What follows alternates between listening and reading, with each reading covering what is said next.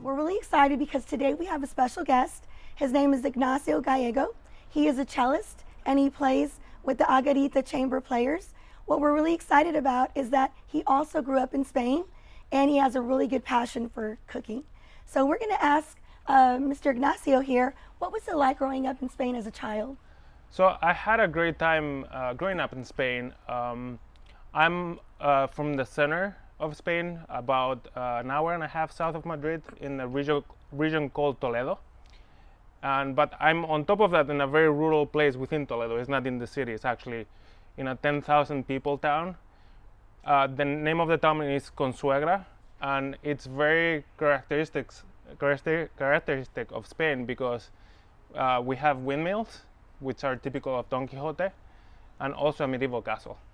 Wow, good. Well, we've got some really awesome ingredients here, and we understand that you love to cook. And so this is a very popular Spanish dish in Spain. So what is it called? And tell us a little bit about it. So one of the most typical dishes of Spain is called paella, which is a rice dish.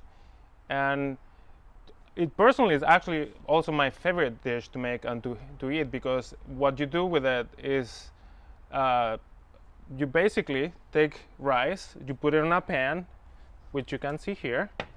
I'll move this over here. It's a very thin pan, and you make a thin layer of rice and you put whatever you like on top of it. But most people actually enjoy it most with seafood. That's the most typical way of eating paella, but I make it with whatever I can find in the refrigerator. So other typical ingredients of paella are garlic, pepper, and pimentón de la vera, which is a very smoky type of pepper, and also a little bit of saffron, which is very aromatic. Awesome, thank you. I know that the students have been learning about different smells. One of the smells that they were learning about is garlic, and that it can actually put into a powder form. Saffron definitely was one of the smells that they were trying to get accustomed to with the Spanish culture. Great. So thank you, that's awesome. Well, my pleasure. I would also like to say that growing up in Spain in elementary school, it's a very different kind of experience than you guys might have here. In my town, our schedule went from 9:30 to 12:30. We will break from 12:30 to 3 o'clock to eat and take a nap. And then we will always come back to school from 3 to 5, where we'll usually have athletics or art or things like that, a little bit more light type of classes. So I know most of you go all day. In Spain, we break in the middle of the day. That would be nice to go home and eat something like this. Exactly. Thank you. Hi. Hello, everyone. Marisa and Nacho here. Today we're going to cook paella for you. I'm sorry you won't be able to taste it, but we're going to give you all the tools to make it at home, and it's actually going to be a fridge-killed paella. So a fridge-killed paella is a paella that you can make with anything you have left over in the fridge. I love making leftover or fridge-killed paella because it allows me to use things that I thought I wouldn't use in a rice dish with a really good broth, and it tastes fantastic every single time. So we've also decided to pair this paella with a movement of Turina's piano quartet that we performed last season. It'll be playing in the background as we're cooking, and then afterwards stay tuned for the full clip of it.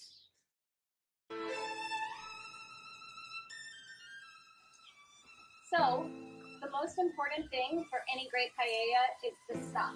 What type of stock are we today? So today we are making a shrimp head stock because we have leftover shrimp heads in our freezer that we've been saving for 2 or 3 months. I find this broth to be, in my opinion, the tastier But you can also do broths with chicken stock. You can do broths, vegetarian broths. You can do use garbanzo bean broth, which is also very tasty. We want to do a vegetarian paella.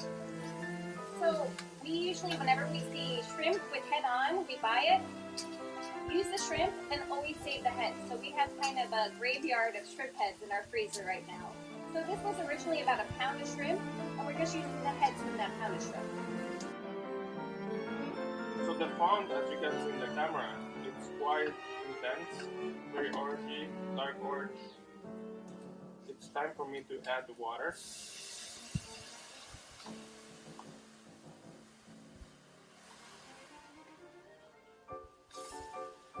And I'm adding around 6-7 cups of water.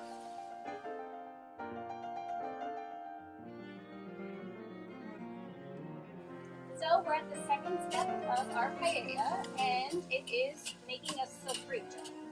So the very first thing I add to make a sofrito are aromatics, ingredients that are characteristic of for making paella or actually any Spanish cooking.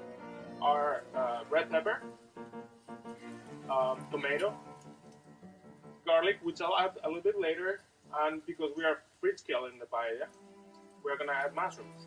One of my favorites. Yeah.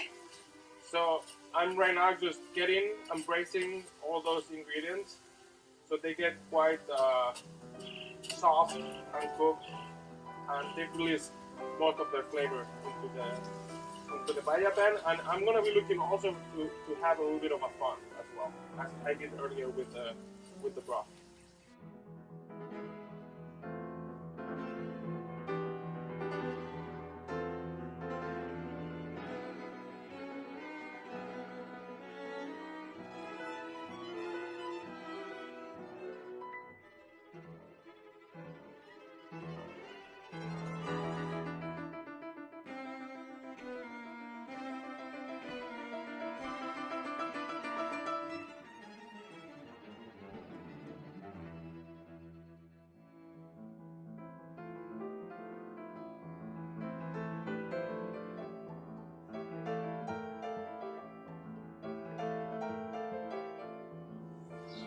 So as you can see, Ignacio is now adding our shrimp head broth.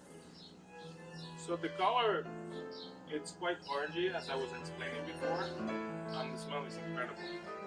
And what I'm trying to do right now, I have a measuring cup. I'm adding the ratio of rice broth that is appropriate for the rice we're using today.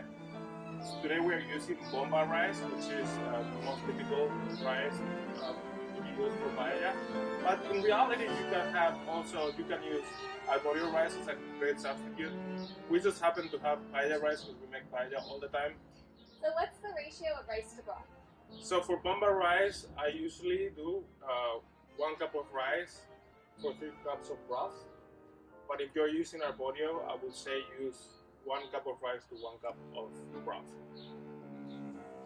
So as you can see, the broth goes first and then the rice afterwards. Exactly. I'm adding the rice later because I want this broth and the sofrito to boil lightly. Another important thing is that you actually want to bring the rice up to a simmer, just like you would if you're making rice at home. So, Exactly. So always broth, then rice.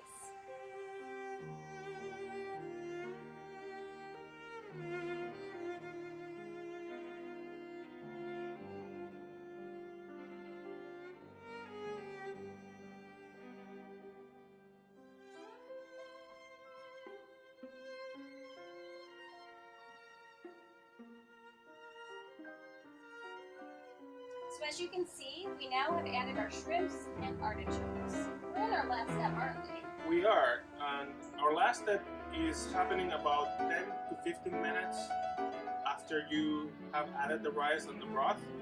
And the reason for that is because you don't want to overcook your final ingredients.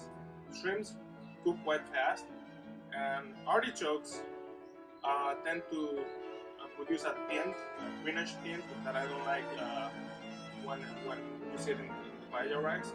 So I added last. They're already pre-cooked, so what they're gonna add is a little bit of flavor, but they're not gonna make the rice greenish.